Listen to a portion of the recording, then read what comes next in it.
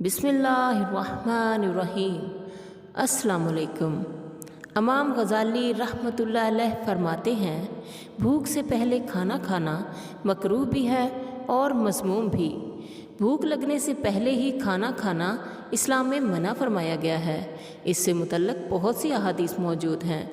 بھوک سے پہلے کھانا کھانا گناہ تو نہیں ہے، لیکن یہ انسانی صحت کے لیے بہت مضر ہے، اس لیے بھوک ہو تو کھانا کھائیں ورنہ نہیں۔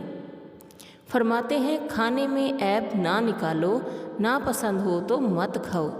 یاد رکھیے، رزق کی قدر کیجیے، بے ادبی کبھی مت کیجیے، ایسا کرنے سے اللہ ناراض ہوتا ہے۔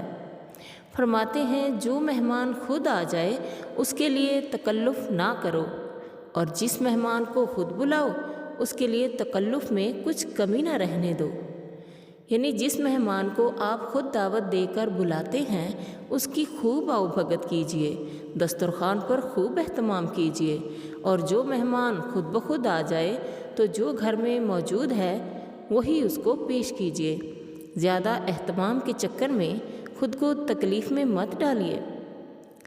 مجلس کے اندر بیٹھ کر قریب تر لوگوں کی مزاج پرسی کرو، یعنی محفل یا تقریب میں جو لوگ آپ کے ارد گرد بیٹھے ہوں ان کا حال احوال اچھے طریقے سے پوچھیے، خاموشی سے نہ بیٹھے رہیے کہ ساتھ والے آپ کو مغروری سمجھ بیٹھیں۔ فرماتے ہیں، میزبان کو انتظار نہ کراؤ، وقت پر پہنچا کرو۔ مہمان اگر وقت پر نہ پہنچے تو میزبان کو بہت کوفت ہوتی ہے، کھانا وغیرہ ٹھنڈا ہو جاتا ہے، جس کی وجہ سے نہ میزبان کو خوشی محسوس ہوتی ہے نہ ہی مہمان کو۔